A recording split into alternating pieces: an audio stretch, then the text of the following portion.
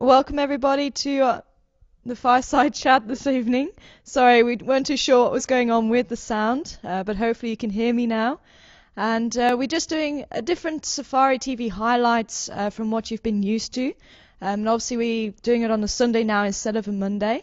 And each of us each week are going to take a few clips from the week that we've quite enjoyed, or highlights or memorable occasions, and we're going to be explain them in a little bit more detail, and we're going to be having one of us on the chat to also explain it with one of the other guys that were on the drives as well.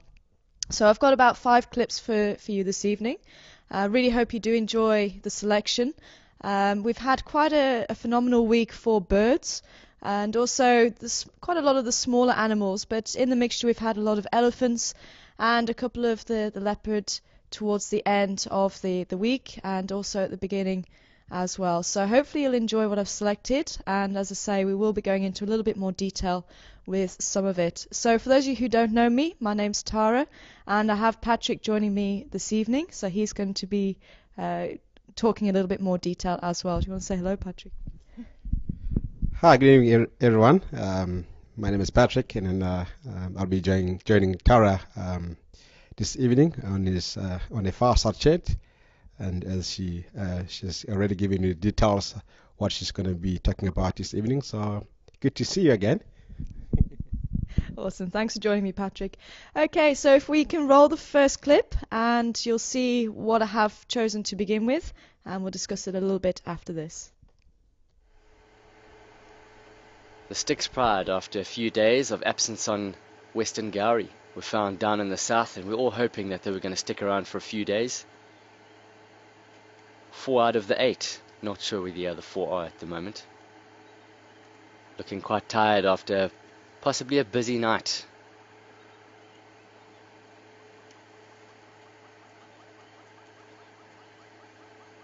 The male shifting position and getting up to do just a little bit of a stretch. He's at that age where he needs to start looking to hang around with the adults and starting to learn how to hunt. One of the females picking up some sound, looking around. Could it be the other 4?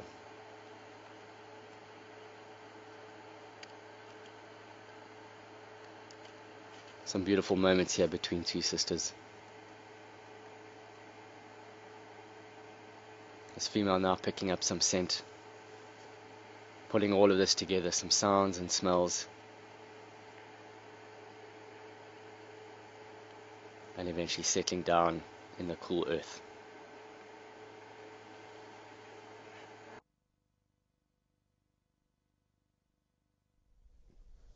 Okay, well, I hope you enjoyed that. And that was the Styx Pride. And for the first few, I think it was probably about an hour of the drive, we managed to come across the 4 of the Styx Pride. And for those of you who don't know who the Styx Pride are, it's one of the prides that do come into our 1,000-hectare area that we traverse. So it's one of the main prides in our little area.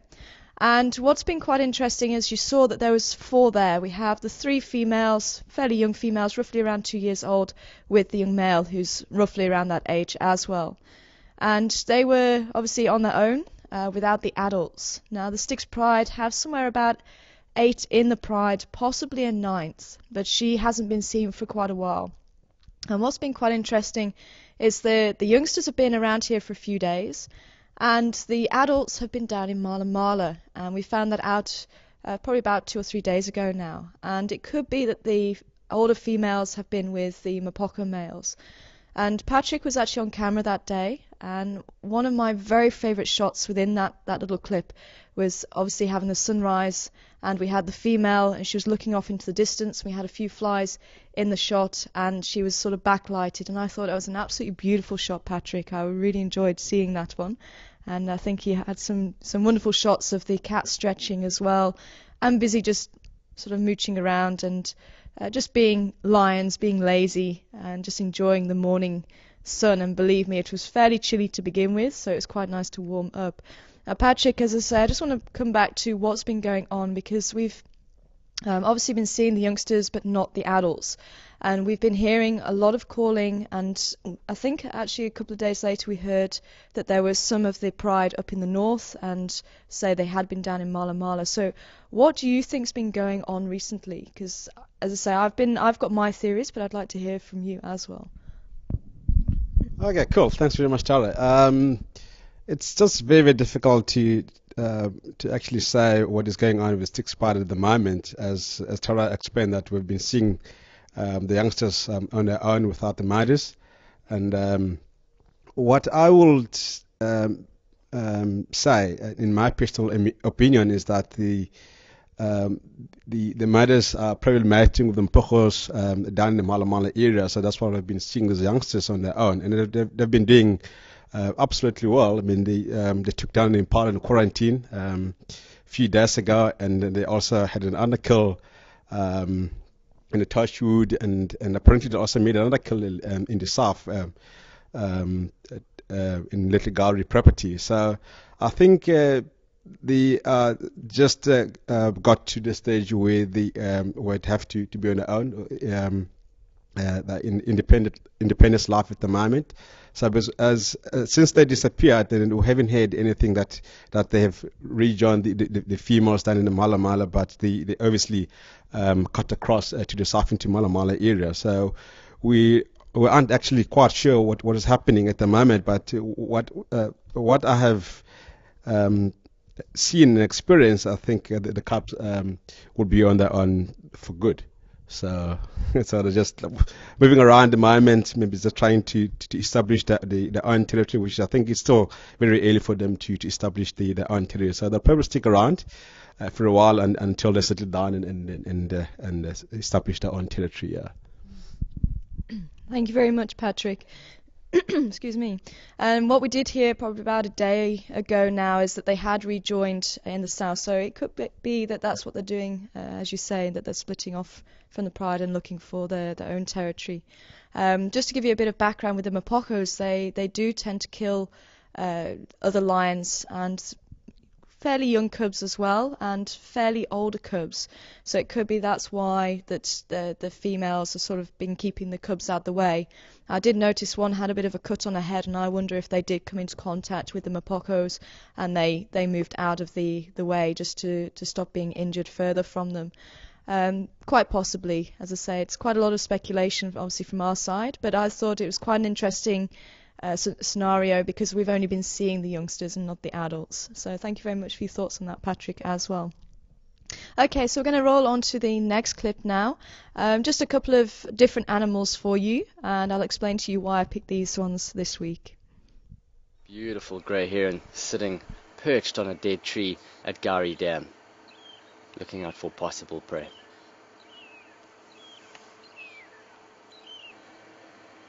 Territorial hippo bull giving us a bit of a threat display, just letting us know that he is king of this pool,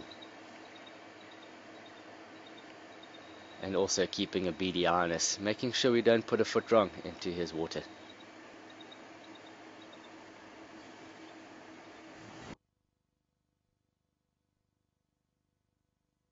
Okay, so I hope you enjoyed that short clip. And both the Styx Pride and the hippo with the heron were from the 10th of May diary. So if you'd like to see the whole diary, then have a look on either Facebook or YouTube. Now, the reason why I picked this little snippet, first of all, the grey heron. I love that shot, and it was so nice to see the heron in full and actually get to see it fairly close up, which you don't tend to see herons too closely like that.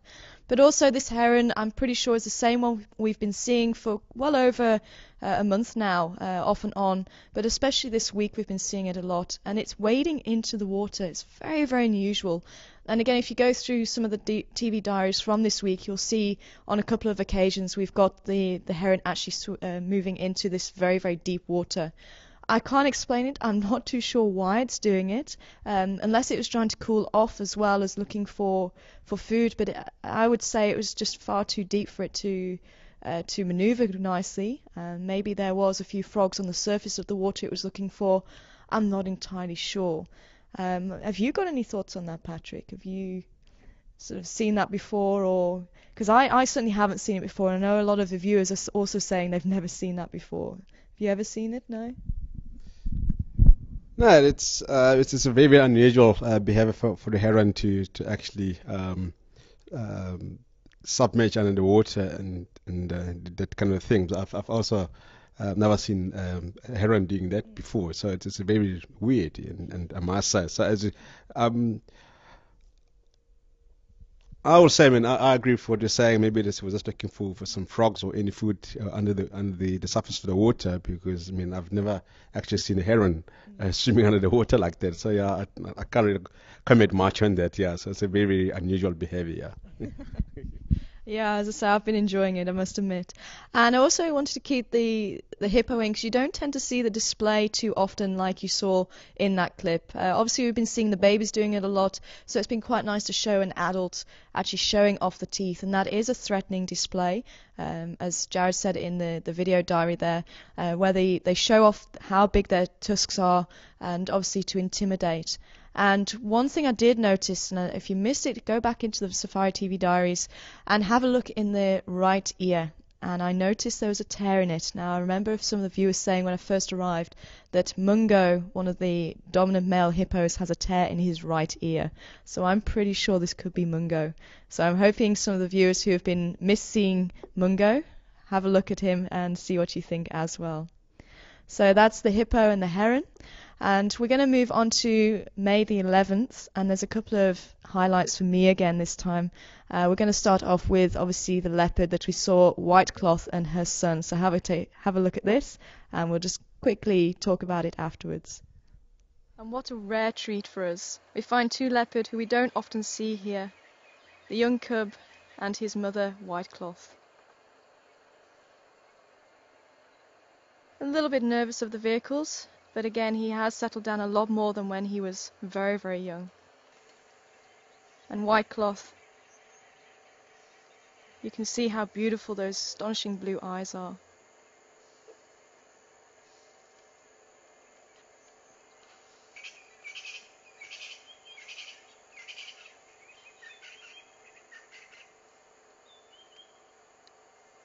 And join us again tomorrow to see if we catch up with these leopards again on Safari TV Diary. Okay, so it was wonderful for me especially. I've never seen Whitecloth and her son before, and I think there's some chat going on that that was possibly the leopard that Jared saw on his drive as well, but I'm sure Jared's going to look a bit further into that. So for me, as I say, I've not seen this leopard before, and when the call came through, it was actually said that it was Karula. So we there, obviously on drive, and going, oh, well, we think this one's Karula, and then we realise from text that actually it's not, it's Whitecloth. And then we were sort of having a look at the other leopards, because you don't want to make assumptions that it could be her offspring, and it could be that there's another male in the area, or as I thought, it could have been Karula, and then obviously Patrick pointed out the obvious. But the thing that was really throwing me, because to begin with, I thought, okay, it's not one of the boys, and then I thought it could have been, and then having a look at the tail length, it was quite a long tail length compared to who I thought it was Nduna. And then we realised, okay, no, it must be her son. And as yet he hasn't got a name, and I think the tradition here in Sabi Sands is that because of the high mortality rate, they don't tend to name the cubs until well over a year old. So I'm not too sure if he has got a name now, because he was born December 2008, so he should be coming up to that age where he should be getting a name. But as I say, I'm not too sure who found him. Do you know who found Whitecloth's son or not? Do you remember? No, I can't really remember. Yeah, we'll find the card. Yeah. Okay, no worries. No, I just wondered. It was a thought that I just had, because generally whoever finds the cub apparently gets chance to name the cub. But one thing I did want to ask you, because you were also commenting that you haven't seen Whitecloth, and obviously Whitecloth held a territory down in Mala Mala, and that's where she got her name from. And I was just going back through the databases, and apparently she hasn't been seen in Mala Mala for well over 6 months. There was a lot of comments saying not seen, not seen, not seen. and I'm wondering whether she's moved out of that area. Maybe if there's a more stronger leopard that's come into that area and taken over her territory, quite possibly. I'm not sure, because I know you said that you've maybe seen her once or twice here on drive, so it could be that she does come up here for whatever reason. But as I say, it's quite an interesting one that she's quite far away from home, really, I think. But she could have been pushed out. It could be that she's just been keeping a very low profile in Mala Mala, and she's just doing her usual rounds, coming up this way and going back again. But one thing I did want to ask you is, well, how long you've actually been here, especially for the new viewers, and how many different leopards you've actually seen on our small concession, if you can remember. Thanks. Yeah, just to begin with, and I think I've been here for about 8 months now. If anyone can remember exactly when I started with Wild Effie. And I've been seeing the few different leopards just within traversing area. The thing that I can't remember what was my first leopard that I saw in the beginning, and I've seen Yambili Jordan, and that we don't often see him around in this area, and Mafifian, and obviously Guru and the boys, and both Guru's daughters, and Watloff and youngster. But as I said to you the other day, that I've only seen Watloff once or twice since I've been here. So because her territory lies on the Cheetah Cut line and further to the east and again down South Cheetah, Jima Bush that area. And Tingana and Saseka, we also don't often see them in the Western Ghana. We do see them occasionally, just passing by, but they are completely independent now. And I also think that both Guru's daughters' territory are also in the south, just around Hoffman's farm, Little Gari, and it stretches to the west into Aratusa Simambili, that area. So that's where the grandmother safari is also based. So yeah, I've been seeing quite a few different leopards in the area. Yeah. And Yambilio Dan, as I said, his territory also lies on Buffalo Cut line and fell to the north, all the way into Manulete Reserve, because sometimes he overlaps into the Manulete. I've once seen him down at the Manulete Copy, which is not too far away from here. It's just about a couple of kilometers away from here as a crow flies. So he's got a very large territory, yeah. Awesome. So quite a few leopards within the area that there is a possibility of seeing, obviously occasionally overlapping the territories for whatever reason, which is quite interesting. Obviously, we might be getting the males coming in for Karula for when she's ready to mate as well. So I'm really looking forward to meeting the boys again, like Mafufinyan and Jambili Jordan. But just one thing that you didn't see, and it has been discussed a little bit this week, was about the contact with the cats. And some people were asking about eye contact. Now, I don't know if you saw from the Safari TV Diary clip that I showed you with the young male. I know I was saying that he looked a little bit uneasy with the vehicles, which he actually was. And when we drove up next to him, he seemed to be okay. And he was not too relaxed, but he seemed to be okay. And what I did just as we were pulling out was just to try and reassure him, and I sort of squinted my eyes and looked past him so that he could actually understand that we weren't going to do him any harm, and it did seem to help. And that's sort of communication with the cats and with the eyes. If you look slightly past them and sort of squint your eyes, that says, hey, you're all right, I'm not going to harm you. And cats will tend to respond. Try it out on your pet cat at home and see what you get the response from. So we're going to move on to the elephants now, and quite a memorable clip here. So if you'd like to watch this, we'll discuss it just after.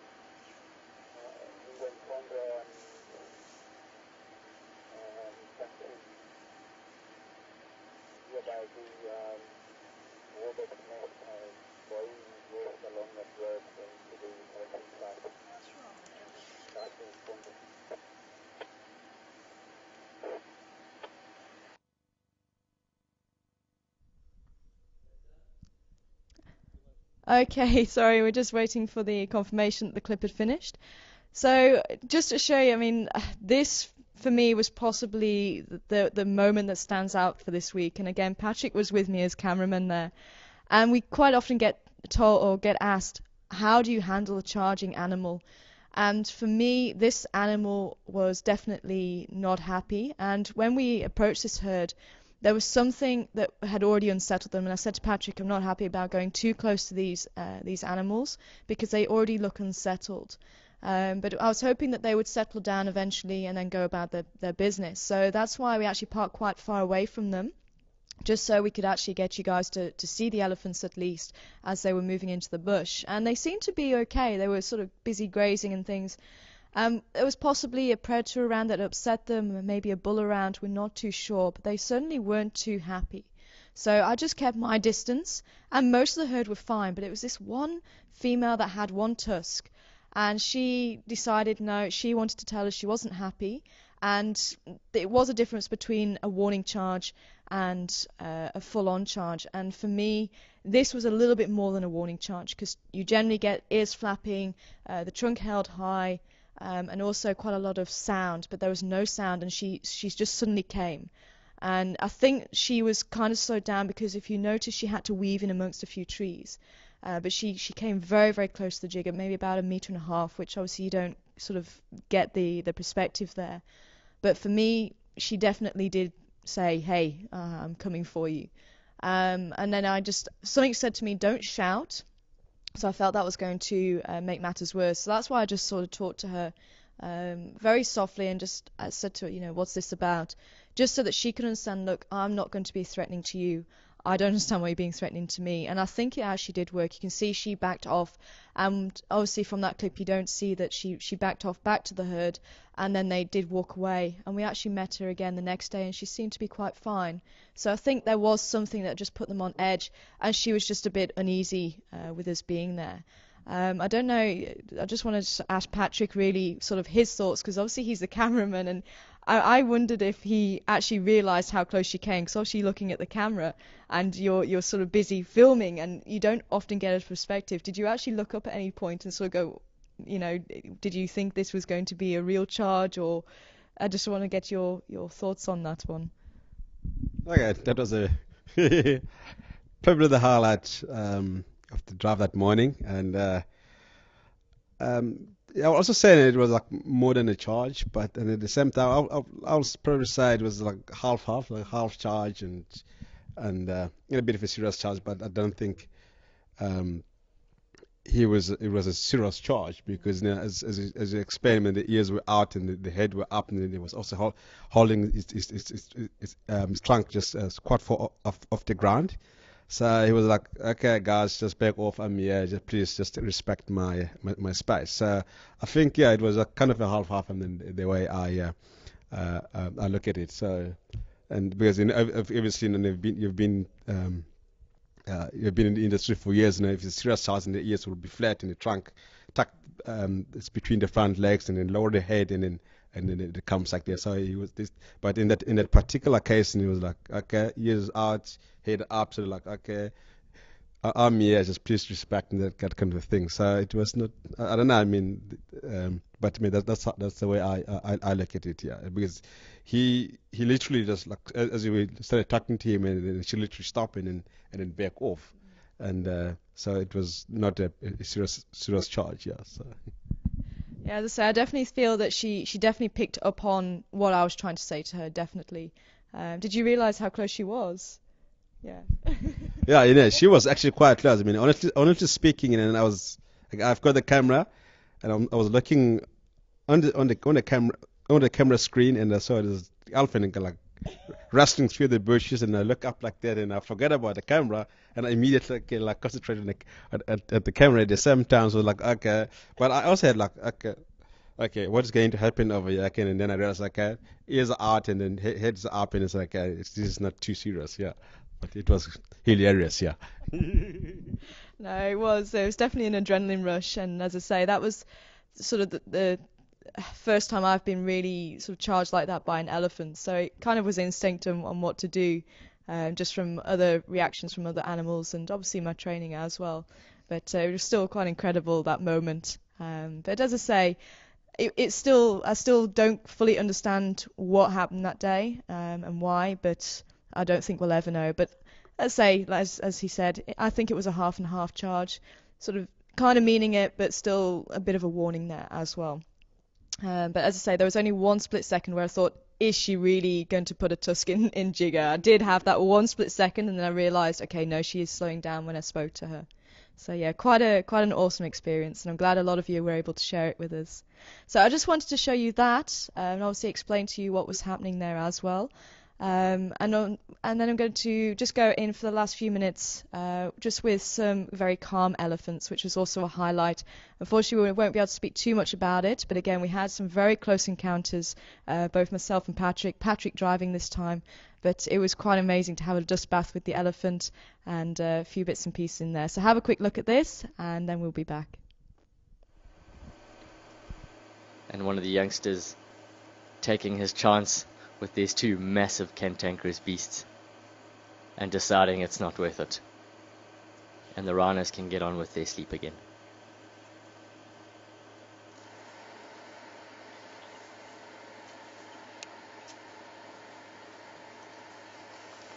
A nice close-up shot here of this amazing elephant bull feeding on a guarri bush. Not a very old elephant bull, this. One of the very many youngsters around in the breeding herds at the moment.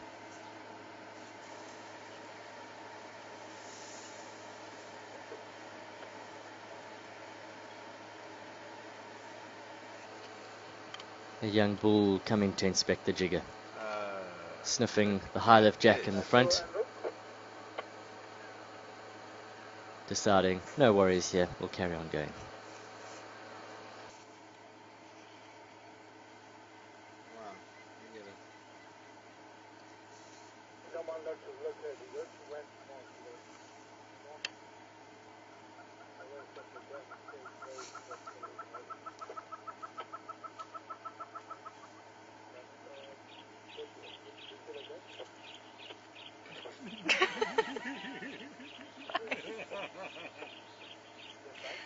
Thanks, mister. So you just sprayed mud at me.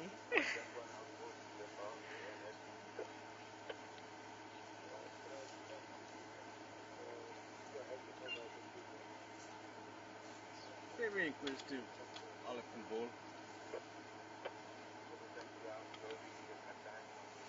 Stay Tara, stay.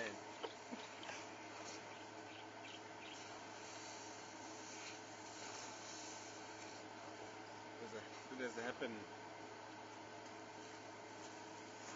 to me before? Oh, again.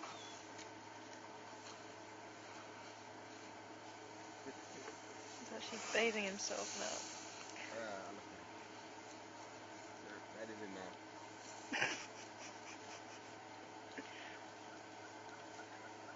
Well, that's the first time I've shared a dust bath with an elephant.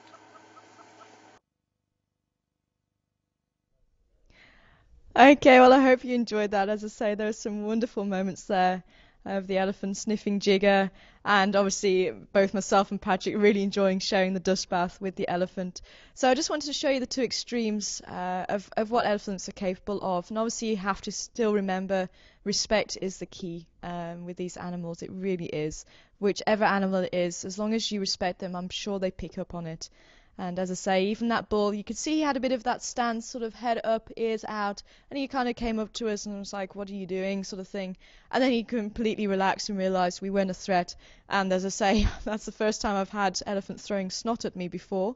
And I thought it was mud to begin with. And then obviously having the dust, you can actually hear the dust falling over Jigger and everything as well. So it really was awesome. And just a last question to Patrick, really, about the elephant that was sniffing Jigger. What did you think he was going to do there? No, that was a cool experience on my side. I knew it wasn't going to do anything harmful to the jig at all, as the whole herd was completely relaxed and they were just having a great fun with them, feeding slowly and doing all sorts of things. And yeah, it was an incredible experience. So I was just like, okay, I'm just enjoying the sighting and as they're all happy and doing their own thing. So yeah.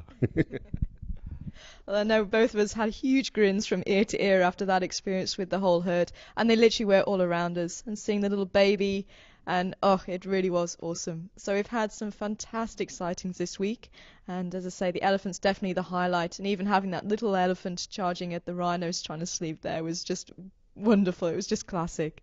So yeah, I really hope you've enjoyed the highlights from the week, and obviously just chatting about them. And this is basically what we're going to be doing for the next safari highlights. So we are going to take it in turns, so you get other presenters' perspectives as well. So I hope you enjoy that. And so I'm just going to let you know what's going on tomorrow. We are starting half an hour later for Game Drive tomorrow. The reason being it's very, very dark in the morning, so we want to give you as much light to try and look for the animals as possible. So we're going to be starting at 6:30 Central African time, not 6 o'clock. So 6:30 Central African time, that's when we're going to be starting the drive, and we'll be ending about 9:30. So you still get your 3 hours. So thank you very much, Patrick, for joining me and sharing those wonderful moments and reliving them. Hope you've enjoyed it, and I'm going to be saying goodnight from myself, Alex, who is on camera, and Jared in final control as well. So take care, everybody, and I'll see you tomorrow morning. Have fun. Yeah. Cheerio.